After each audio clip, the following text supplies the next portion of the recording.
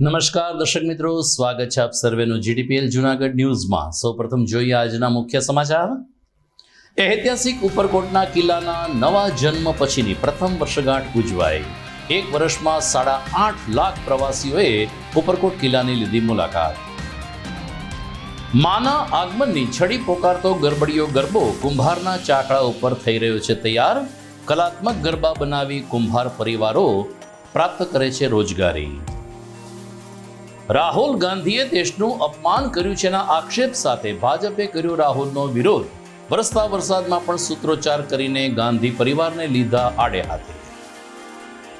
અને છેલ્લા 5 વર્ષથી માત્ર ₹6,000માં નોકરી કરતા સખી મંડળની બહેનોએ પગાર વધારાની માંગ સાથે ઉગામ્યું હડતાલનું શસ્ત્ર। આ તમામ સમાચાર વિસ્તારથી જોઈએ તે પહેલા લઈએ એક બ્રેક।